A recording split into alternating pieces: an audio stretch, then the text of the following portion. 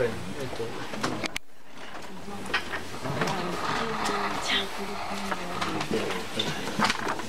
Et encore du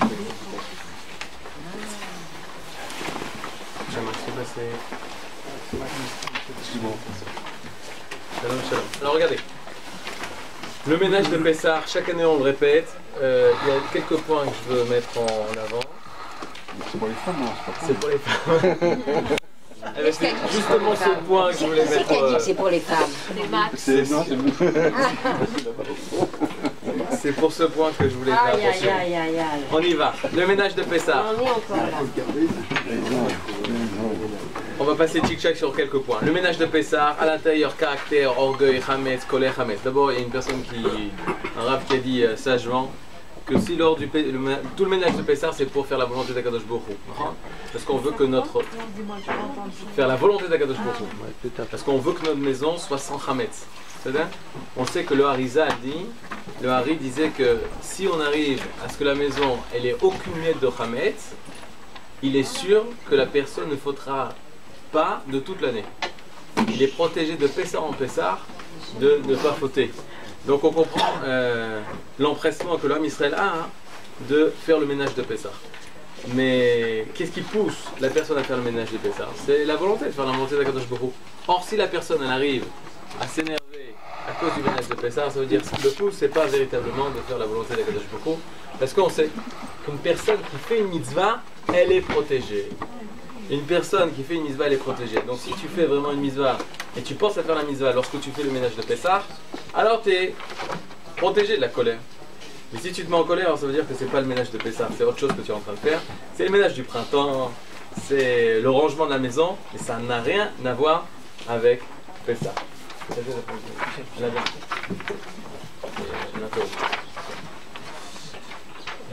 Ashiur, Lilou Nishman. Shimshon ben Yoza. Shimshon Ben Jora. Ben Jora. Sabati Ekara, Tamar, Ben, Bat Eliyahu, Beziza Darmon. Ok? Ran ben Taïta. Ran Ben Taïta. Taïta. Bien fait, Mot. Alors, au niveau de l'interdiction, on y va. Interdiction de posséder du Hametz. Afin de ne pas transgresser l'interdiction de posséder du Hametz, on se doit de nettoyer tous les endroits de la maison où on peut se trouver du Hametz. Selon la stricte loi, on a l'obligation de détruire un morceau de Hametz d'environ 18 grammes. Si on désire se montrer plus exigeant, on détruira tout Hametz d'une grosseur consommable. Il est clair que des miettes ne sont pas obligées d'être éliminées. Je vous dis quelle est la Khumra la plus grande et la Kula la plus grande. La Kula la plus grande, c'est qu'il faut moins de 18 grammes de Hametz. C'est-à-dire à 18 grammes, une entité de Hametz de 18 grammes, c'est-à-dire un gâteau de 18 grammes, alors là, tu es passible de Balir ou Balimase. Si tu laisses ce Hametz chez toi à la maison, tu transgresses un commandement de la Torah qui te dit de ne pas avoir du Hametz pendant la maison. C'est-à-dire, avant le fait qu'on annule, avant le fait, une personne qui rentre dans Pessah, qui n'a pas fait bitou, qui n'a rien annulé, il a fait le ménage de Pessah, il a laissé 18 grammes, cette personne, elle transgresse un commandement de la Torah qui dit de ne pas avoir du Hametz en ta possession. Le plus marmi, les pensées, les avis les plus exigeants, c'est jusqu'à une grosseur d'un Hametz qui est consommable. Quel est le plus petit Hametz qui est consommable, qu'on peut consommer comme ça, en mangeant? Il a fait, Kroutonim. Le Chazon Ish, il dit jusqu'à la grosseur d'un Shkedé Marak. Shkedé Marak, les croutons jaunes, là, qu'on met dans la truc, des fois on les prend un par un. Étant donné que c'est quelque chose qu'on peut prendre en mangeant, c'est considéré comme une grosseur consommable, c'est-à-dire une réalité qu'on considère ça comme étant mangeable. Par conséquent, il faut chercher jusqu'à la grosseur d'un crouton. C'est-à-dire, maintenant je vous rassure, la Gemara dit que on n'est pas des malachim. La Torah n'a pas été donnée aux malachim. Malachim, c'est les anges. On est des hommes. Alors qu'est-ce que ça veut dire? On doit faire le maximum qu'on puisse. Si il reste encore des croutons dans la maison cachés dans un endroit, c'est-à-dire anachnou, on est appelé anousim. On est appelé dans un cas de force majeure. On a tout fait pour, on n'est pas arrivé. Ça ne sera pas considéré comme avoir transgressé. C'est-à-dire si on a fait un effort, on a cherché partout, bah sauf, il y a eu un endroit qu'on n'a pas vu, on a transgressé, aucun issour. Il n'y a rien qui a été transgressé. C'est un peu spécial parce que d'habitude, c'est Anous, c'est quand tu fais quelque chose mais tu as été contraint et forcé. Vous vous rappelez, Anous, une personne a dit prépare une omelette Shabbat, elle te menace avec un fusil, tu prépares l'omelette Shabbat, là on dit t'as Anous, c'est comme si tu n'avais pas fait la Avera parce que tu as été contraint et forcé. Maintenant ça au niveau du Hametz, c'est tu as cherché de partout, tu n'as pas trouvé, T'es contraint à forcer, c'est pas considéré comme c'est pas considéré comme tu as transgressé. C'est vrai. Ça, c'est au niveau de la possession du Hametz. Au niveau de manger le Hametz, à partir de quel moment ça devient Issour? Ben, Kol Shehu, c'est quoi Kol Shehu? Afilou, une petite particule de Hametz, si tu manges ça, tu transgresses. Bien sûr, ça va être en fonction de sa grosseur, en fonction de sa quantité et son importance, tu vas transgresser l'Issour. Mais même un micron de Hametz, tu vas transgresser l'interdiction de manger du Hametz. Par conséquent, toutes les choses qui vont être à table le jour de Pessah, elles doivent être vérifiées à 500%. Donc, aucune possibilité de mettre sur la table des choses qui n'ont pas été vérifiées. Comme par exemple, bien sûr, toute la vaisselle, bien sûr, toutes les nappes, bien sûr, tous les livres.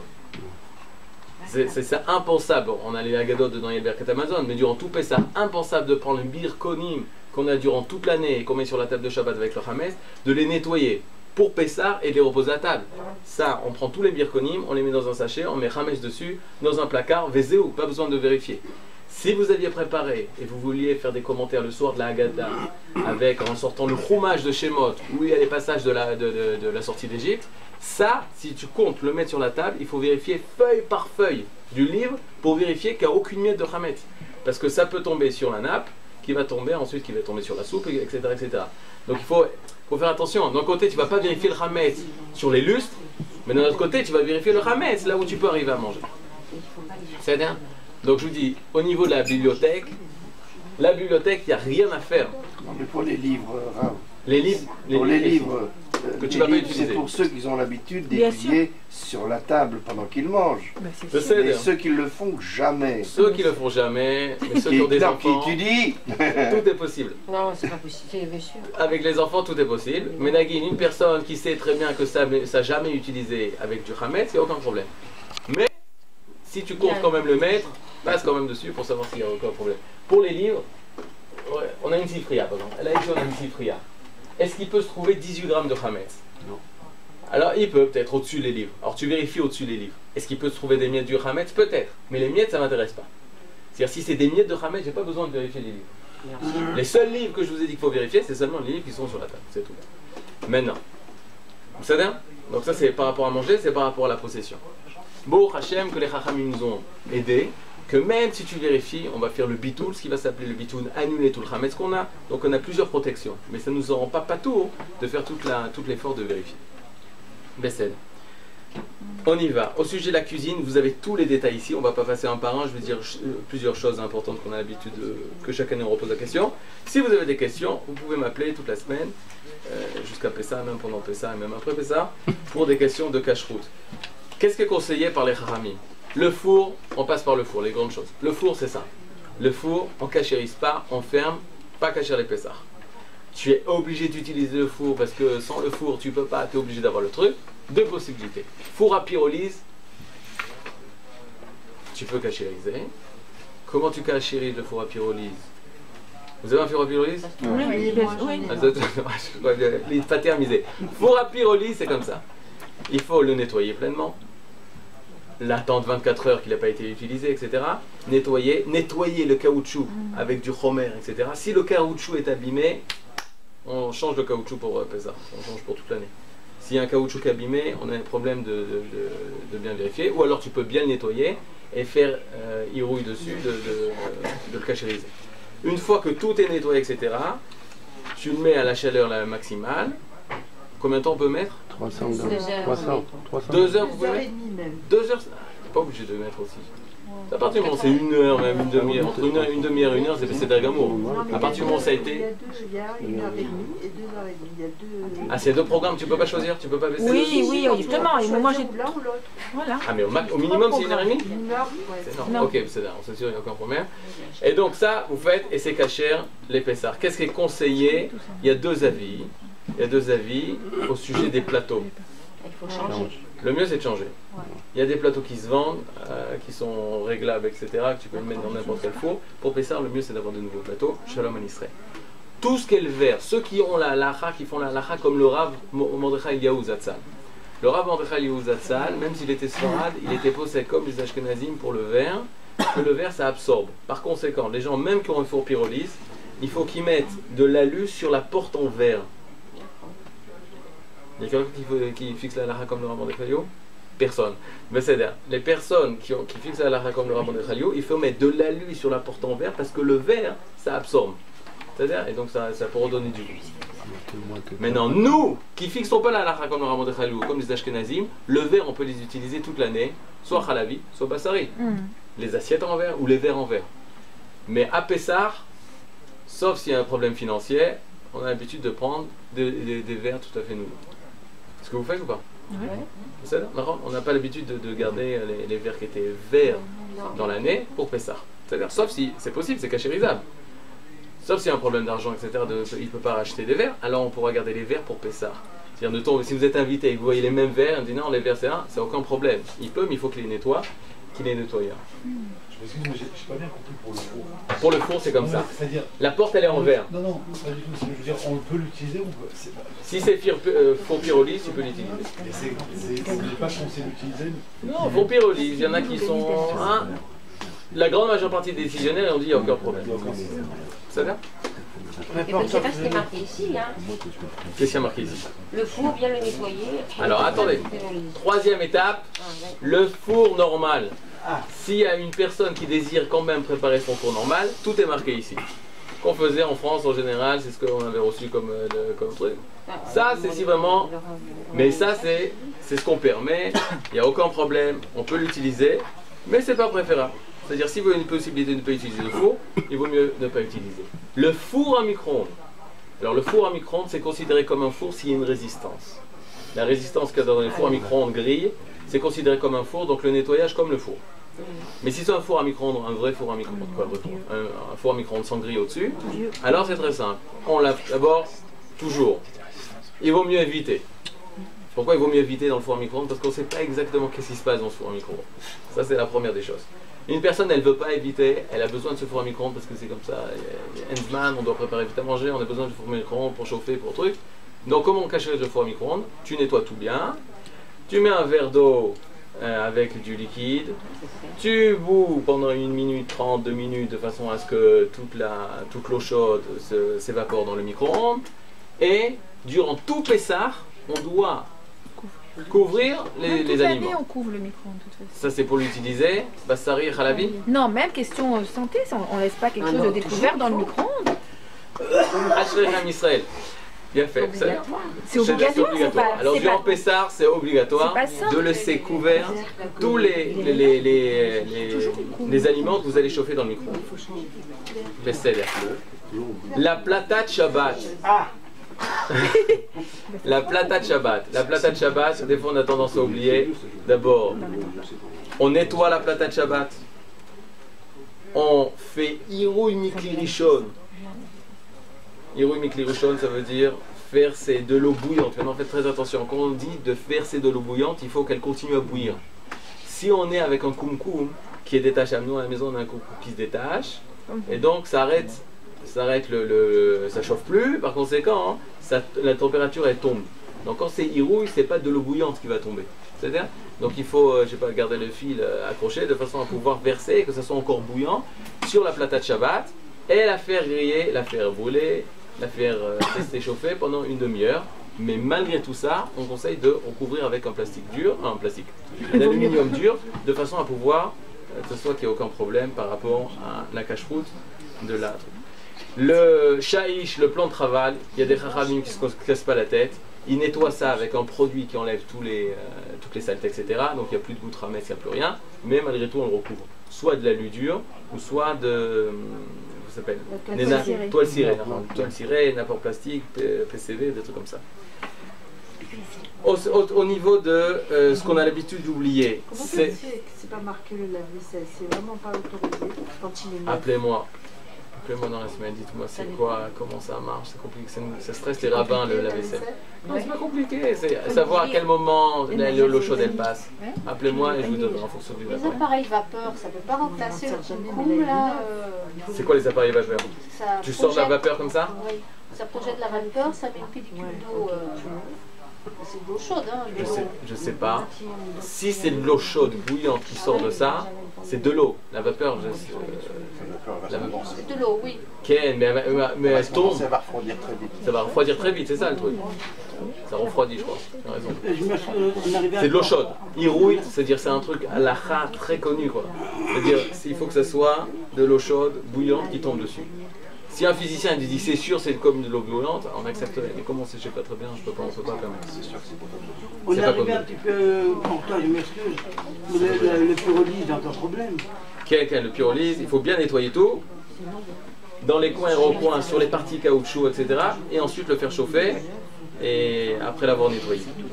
Tout ce qu'on a l'habitude d'oublier, c'est les brosses à dents. Changer, bien sûr, toutes les brosses à dents. Lorsque le matin de Pessah, la veille de Pessah, avant le Issour du Hametz, on a encore du Hametz dans les dents, se laver bien les dents, entre les dents, etc. pour pas arriver dans une situation Chas v'Shalom où quand on arrivera à l'heure de l'interdiction du Hametz, on aura encore du Hametz dans la bouche. On a l'habitude de vérifier le balai, l'aspirateur, d'enlever, de changer tout le sac, le sachet de l'aspirateur, de peur qu'il y ait quand même du hametz qui est conservé dans un plastique, etc., qui a été avalé. Et ceux qui ont l'habitude de mettre sur la plata un kumkum pour chauffer l'eau. Alors fais attention, a priori, il n'y a pas de problème. Tu peux utiliser ce même kumkum que tu as utilisé durant toute l'année pour Pessah.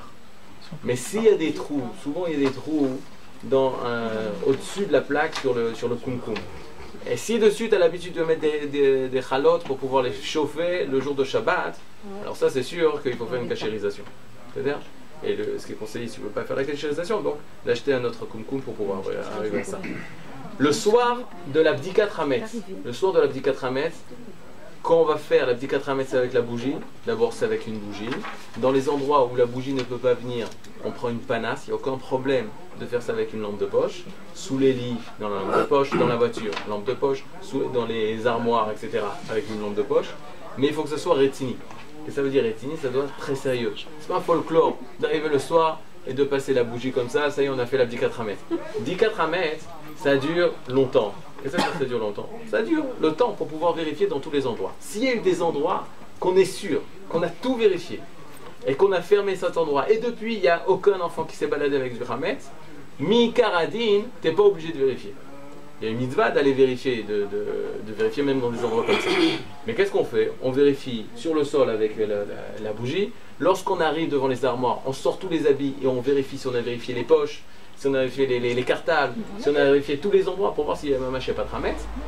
De faire la Bdikat Hametz, c'est à ce moment-là que ça devient mamash la mitzvah. C'est-à-dire que jusqu'avant c'était la préparation pour pas avoir du hametz à Pessah. Maintenant le 14 au soir, le 14 Nissan, le soir la Bdika, la mama ça devient, on fait la bracha dessus pour pouvoir vérifier le hametz, et ça c'est une mitzvah des rabbanan, des chachamim, qui nous ont ordonné de vérifier le hametz. Là ça devient une mitzvah, donc on doit repasser sur toutes les parties qui étaient dans la maison. Excusez-moi, mais s'il n'y a pas d'enfant, on n'est pas obligé de mettre autant de temps aussi.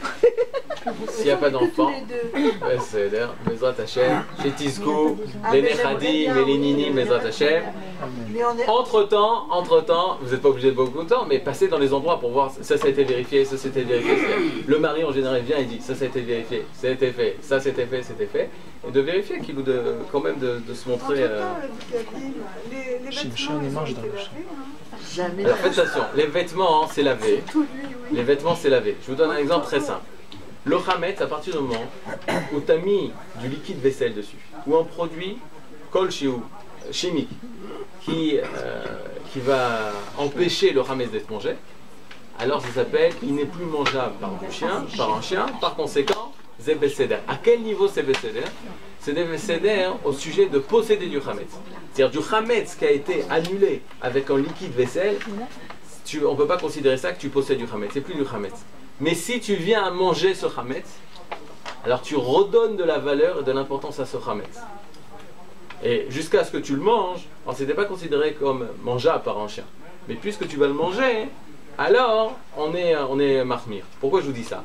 Parce que quand on le met dans la machine à laver, s'il reste des choses dans les poches et ça n'a pas été bien, ou il y a des morceaux de gâteau, etc., les enfants, ils font plein de tests pour savoir si on nettoie bien pour Pessah.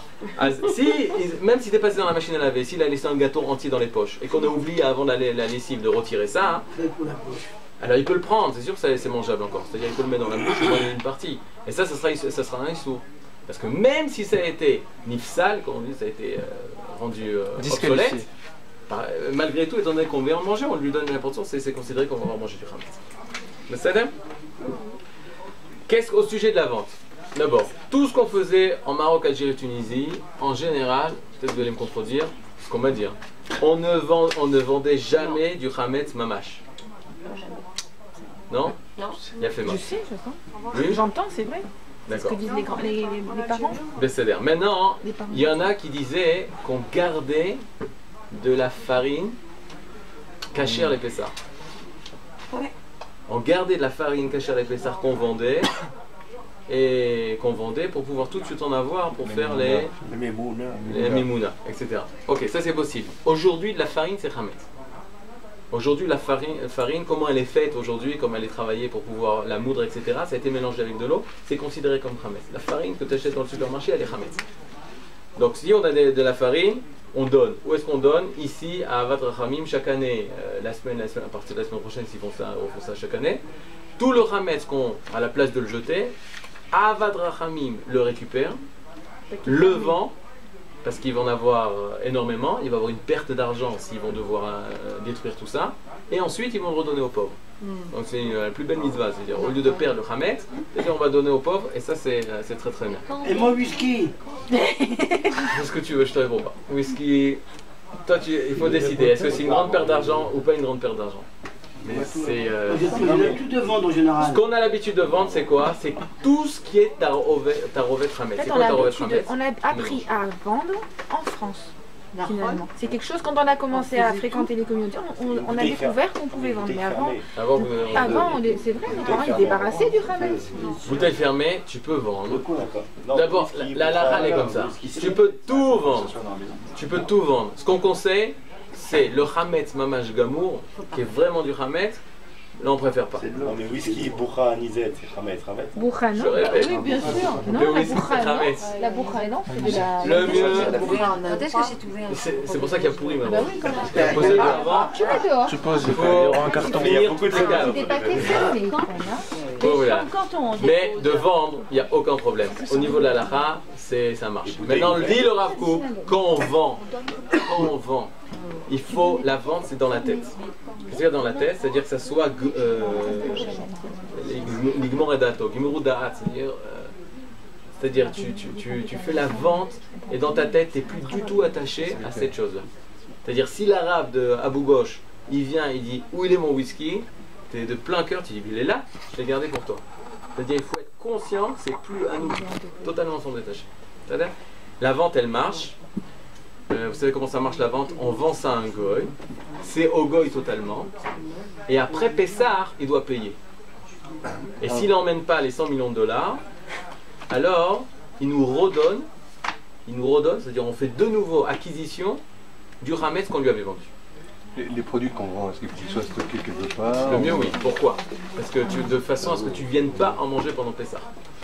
Tu peux avoir même dans le McPi, dans le congélateur. Alors viens, on va à la question on se pose la question, est-ce que des choses qui sont par exemple de la viande, tu as un morceau de viande, c'est pas un paquet fermé, c'est un paquet qui a été ouvert. Nous on a un minag, tout ce qui a été ouvert, même si c'est caché à l'épaisseur, on mange pas. Tout ce qui a été ouvert, on mange pas. Donc qu'est-ce qu'on fait? Tu vas pas jeter cette viande. Même là ici, je sais pas combien ils pourront garder la viande congelée, etc. Donc tu peux la mettre dans un plastique, dans le congélateur, c'est-à-dire là où tu vas utiliser, mais dans un plastique où il y a marqué en grand chametz. C'est pas du chametz, mais tu vas pas y toucher. Donc là, c'est Besséder Gamour.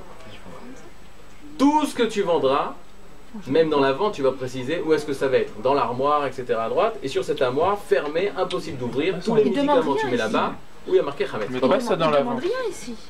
Il y a des adresses. il y a des. Non, Il y a ils te juste demandent que l'adresse. C'est Ils te tout. demandent que l'adresse. En T'as France, raison. il fallait mettre... En France, il fallait mettre dans les... Il Il y en a qui demandent, mais sinon c'est Besséder. Pourquoi? Parce que quand il viendra, tu lui diras où c'est. Oui. C'est pour nous de savoir où c'est. Quand il viendra le gars, il te demandera où est le chametz, où est mon chametz. Je l'ai gardé là. Je sais exactement où est-ce qu'il est.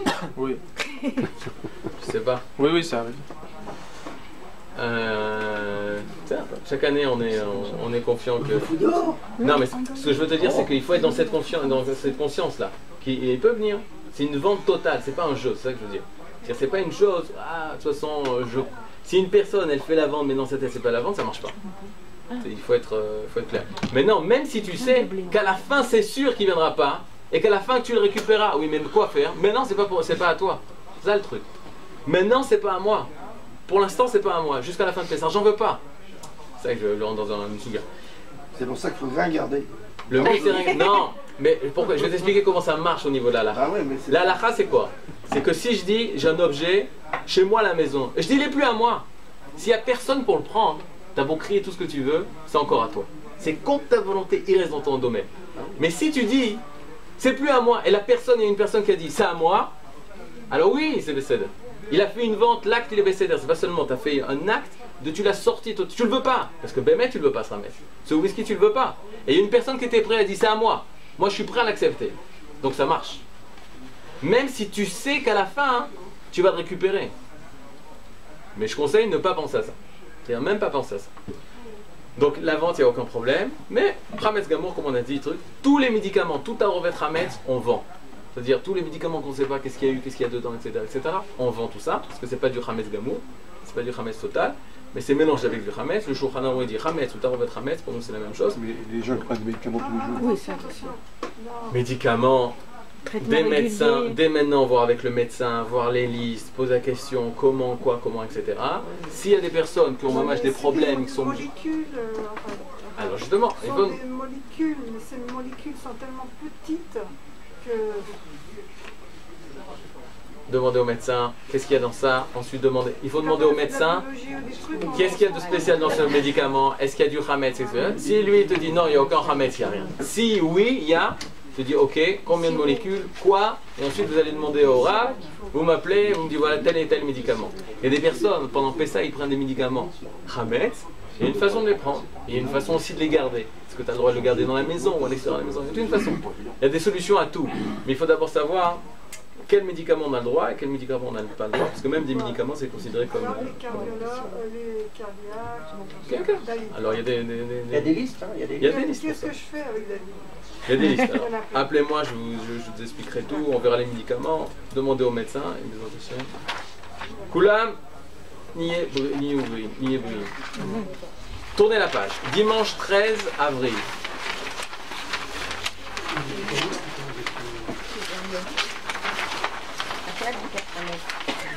Ça c'est la petite Hametz, on l'a dit. La coutume de poser des 10 morceaux de pain.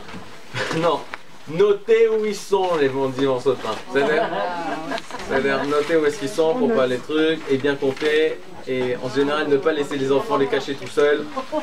Ça sert à rien. Parce que l'essentiel c'est pas les 10 morceaux de pain. Je vous explique l'essentiel. C'est un minag des mekoubalim les 10 morceaux de pain. Même si on trouve pas de Hametz, on n'a pas fait de bracha les batala. On n'a pas dit une bracha pour rien. C'est-à-dire vous lirez ça en français, c'est bien expliqué. Le Rav Aviner conseille, lui fait un ménage en 6 heures, il a fini le ménage de Pessah, ou en 3 heures, je ne me rappelle plus. Oui, une journée quand même, il faut pas exagérer. Mais non, il prend par exemple, pourquoi c'est simple comme ça? Parce que, bidou, tout ce qui a une possibilité d'avoir du Hametz, il ferme dehors, shalom, je n'ai pas besoin de vérifier. C'est-à-dire une chaise de bébé par exemple, il dit alors ça je te conseille, tu la fermes, le bébé il n'aura pas de chaise pendant une semaine, c'est pas très grave. Les jouets de bébé etc, tu fermes, t'en fermes. Pourquoi? Parce que d'un côté, qu'est-ce qu'il a chorma dans ça? Qu'est-ce qu'il a l'intelligence dans ça? Il y a des choses où on va se passer des heures à vérifier et c'est dangereux. Si sur la chaise de bébé il y a encore des grains etc, c'est problématique. Donc il y a des choses qu'il vaut mieux pas vérifier, mettre de côté, emballer et mettre à côté. N'oubliez pas de vérifier dans la Bdikat Hametz la cave, la voiture, les endroits qui sont à nous, le Marsanim, les autres caves. On peut pas vendre la cave? Oui. Tu peux vendre la cave, ouais. Tu peux vendre la cave. Même les personnes, faites attention, les personnes qui partent à l'hôtel. Les personnes qui vont à l'hôtel, je ne parle seulement des personnes qui vont à l'hôtel pour Pessah en Eretz Israël. Donc les personnes qui vont à l'hôtel en Eretz Israël, ceux qui vont pas en Eretz Israël, Anilo Medaber Azeh. Les personnes qui restent en Eretz Israël, à partir du moment, même si je ne suis pas là toute la semaine, à partir du moment où le soir du 14 Nissan, c'est-à-dire le dimanche soir, non, lundi soir. Non, dimanche soir. Dimanche soir, c'est la Bdikat Hametz. Ah oui. Dimanche soir ou l'abdikat Hametz, quand la nuit tombe et ils sont propriétaires encore de leur maison, c'est-à-dire ils sont encore chez eux, ils sont obligés de faire l'abdikat Hametz. Donc, mais, alors des personnes, imaginez, qui partent en voyage le lundi matin, le lendemain matin, le soir, ils font faire l'abdika. De quoi? Ils font l'abdika d'une pièce, du hall, et tout le reste est fermé. C'est-à-dire, les épotères et à col. Ça rend pas tout le reste. Mais ils font l'abdika, ils sont obligés de faire ça sur une pièce. Et ceux qui partent vendredi? Ceux qui partent vendredi, c'est problématique. Je te dis la réponse. Tu dois vérifier que vendredi matin tu pars. Ouais. Jeudi soir. Non, je pars pas, mais je peux un peu. Ah, d'accord. Pour les copains. Vous n'avez pas prévenu, hein? Jeudi soir, tu dois faire l'abdika Hametz sans bracha, avec une bougie, etc. C'est-à-dire, si tu dois partir avant, tu dois faire l'abdika Hametz sans le Shem ou Malchut, sans le nom d'Akadosh Baruch Hu, mais avec une bougie, tu fais quand même l'abdika Hametz. Ok. Okay.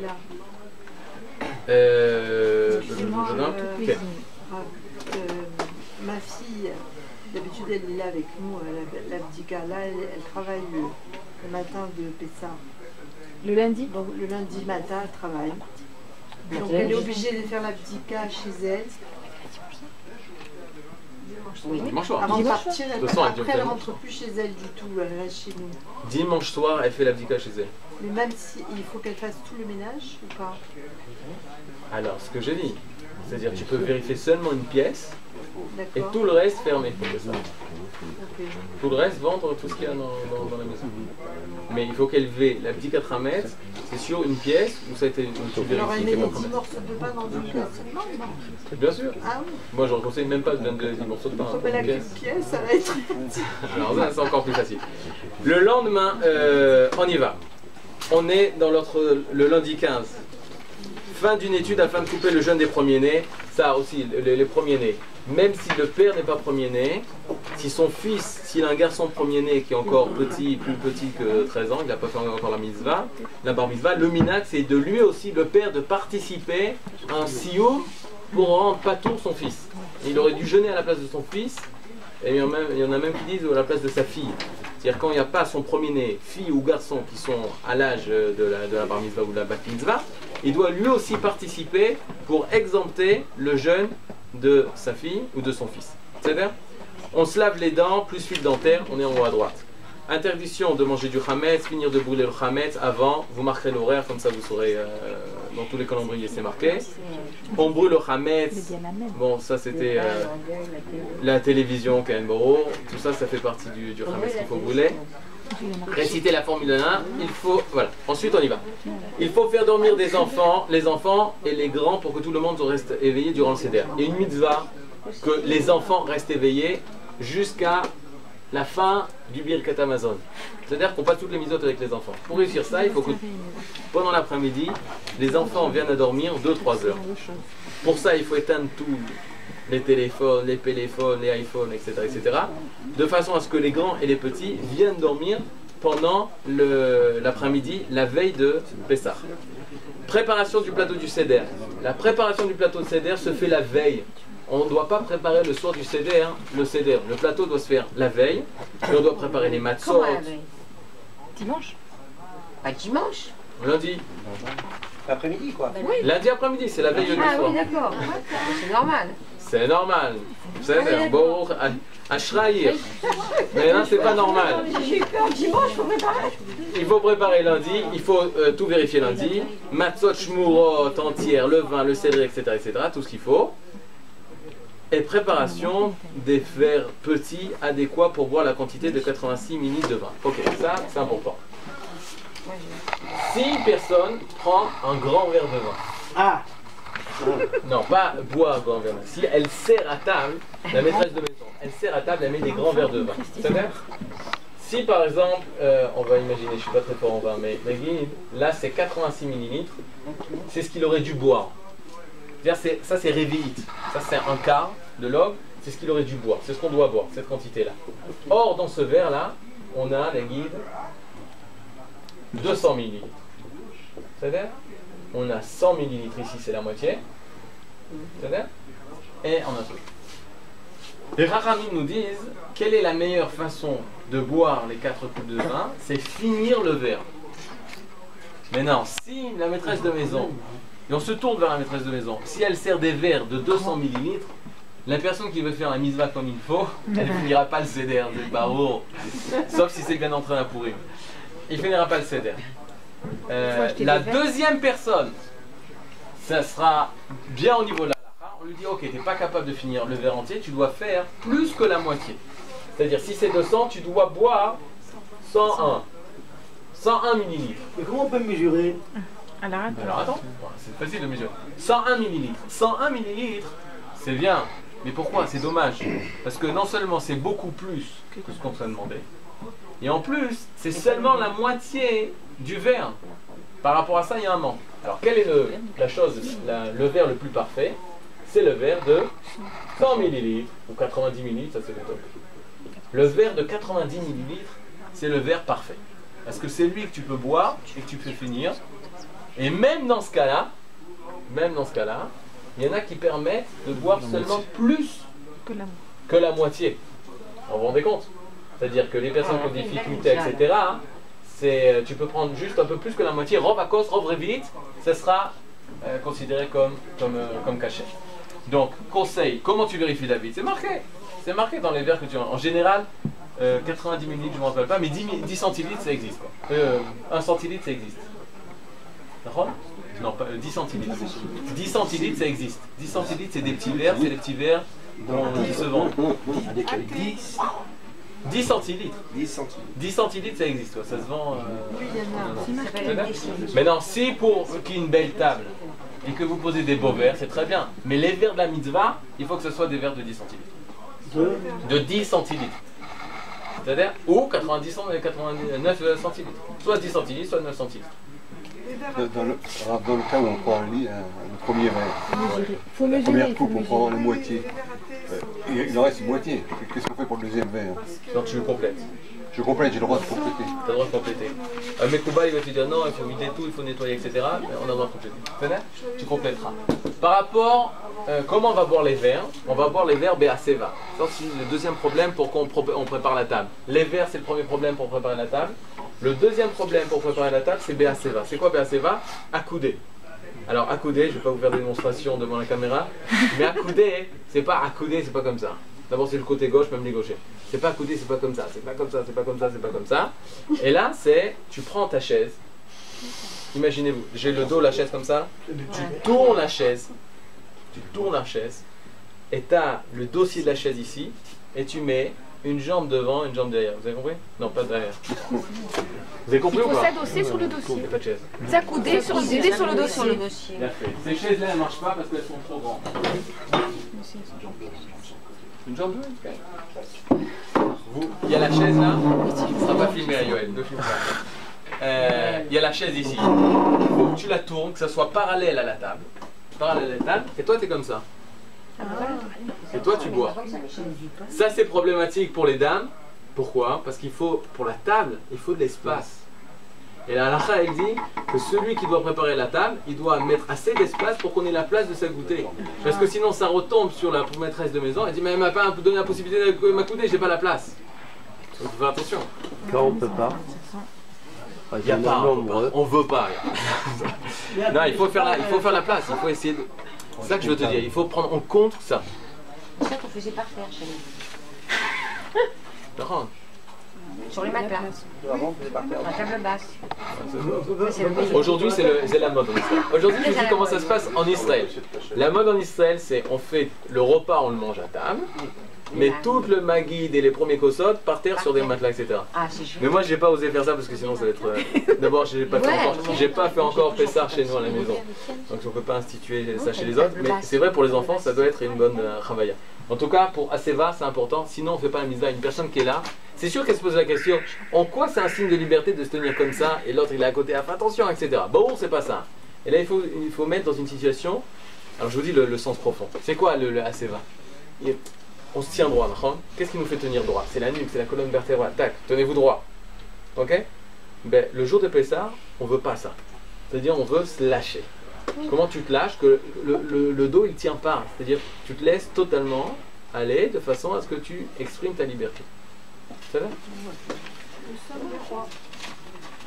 Nous sommes des rois, exactement. Vous lirez tout le reste. Tout le reste. Je rappelle une chose importante. Pour les matzot, je vous ai tout remarqué ici, là. Pour la quantité de matzot à manger, les maris qui étaient là il y a 2 semaines, ils savent exactement et ils vont vous préparer exactement ce qu'il faut pour manger les matzot.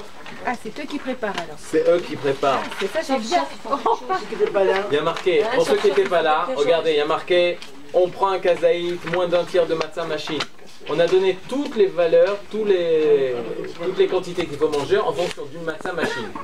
C'est-à-dire un tiers de machine, un tiers de matzah, soit 2 tiers, soit 1 tiers, c'est marqué. Et vous allez voir que du coup on mange peu de matzah le soir de Pessah. Shulchan horaire le repas, Tsafoun Barer. Ce qu'on a l'habitude, c'est finir le afikoman avant Chatzot ou à Chatzot, à minuit. C'est-à-dire pardon? Alors, la chaoset, on n'est pas obligé, mais le maror, oui. Maintenant, au sujet des mesures, est-ce qu'on a le droit de peser? On a le droit. Tout ce qui est mesure pour une mitzvah, on a le droit de faire. Pendant le Seder? Oui. Pendant le Seder. Ouais. Mais pour pas. Non, c'est pareil. Une vieille, ben non. Prépare avant, c'est facile. Il ne faut pas une balance électrique. T'es pas obligé de faire ça, mais tu prends ta matzah. C'est marqué, quand c'est un tiers, il y a plein de fois où il va y avoir un tiers de matzah pour le korer, pour le motzi. Bon, tu prépares des morceaux d'un tiers de matzah et chacun prend un morceau et ça c'est kazaït. Un tiers de matzah. On est marqué, on a 2 tiers de matzah. Tu verras, tout est marqué. Il faut tout préparer avant. C'est plus simple, au lieu de se casser la tête, combien, etc., tout est prêt. C'est pas une matzah et demi? C'est pas du tout une matzah et demi. Et c'est pour ça qu'on a fait le cours il y a 2 semaines. Parce qu'il y a des gens qui disent qu'il faut manger 2 matzot. Il y en a qui mangent kazaït, une matzah. C'est un tiers. Et nous on explique que c'était un tiers. Donc ça, c'est beaucoup d'économie. Mais non, si tu veux manger une matzah et demi, pas de problème. Et le temps c'est important? Et le temps c'est important. 4 minutes. C'est-à-dire 4 minutes. Entre 4 et 9 minutes. Minimum c'est 4 minutes. Mais quand c'est un tiers de matzah, tu le finis, tu claques, c'est fini. Il y a rien. Maintenant, Nirtza, la dernière étape. On doit étudier la sortie d'Égypte jusqu'à ce que le sommeil l'emporte. C'est ce que dit le Shulchan Aruch. Après Afikoman, interdiction de manger et de boire autre chose que de l'eau et du café et du thé. Ok, quand on finit le Seder, tu finis le Birkat Amazon, tu n'as pas le droit de boire. Nous on n'a pas le minag de boire du vin. On ne boit pas de vin sauf les coupes. On peut prendre seulement de l'eau, café ou thé. Pas de gâteau, pas de matzah c'est sûr, pas de quoi, fruits, pas de légumes, etc. Mettre du sucre? Pas de sucre? On met du sucre dans le café et le thé? Ceux qui ont le minag, vous mangez du sucre? Oui. Vous prenez de la date? Non, nous on prend du sucre. Moi aussi je prends du sucre. Mais je n'ose pas le dire, mais prenez du sucre. Café et sucre vous pouvez prendre, même après la ficomane. Ce qui est café et ce qui est le thé, c'est pas considéré comme une boisson, c'est considéré comme de l'eau. Pourquoi? Parce qu'il faut garder le goût de la ficomane. La matzah qu'on a mangée en dernier, il faut qu'on garde le goût. Donc c'est pour ça que la veillée elle est difficile. Parce que toutes les veillées on a tout le temps de quoi manger, etc. pour rester éveillé. Là on ne peut pas manger. Parce qu'il faut garder le goût de la matzah afikoman qui nous rappelle On ne peut pas se laver les dents avant de dormir? Tu peux te laver les dents, mais tu ne dois pas manger quelque chose. Tu ne dois pas manger quelque chose et le Shulchan Aruch dit tu étudies jusqu'à ce que le sommeil t'emporte. C'est-à-dire, maintenant si une personne s'est endormie, ça aussi c'est important pour ceux qui veulent vraiment faire la halakha, si le sommeil t'a emporté, il y en a qui disent que ça y est, la mitzvah elle s'est arrêtée. Tu peux étudier, mais la mitzvah de raconter la sortie d'Égypte, elle s'arrête quand tu t'endors. Donc c'est pour ça qu'il y a aussi une ligne de ne pas aller, je vais dormir et je vais me réveiller. Il faut que ça soit continu. Yafé Mode, si vous avez des questions, prenez mon numéro de téléphone 058 410 93 31. Si vous pouvez m'appeler pendant le ménage, ça serait encore mieux. Eh ben on le fera pas. Je l'ai. Ok, maintenant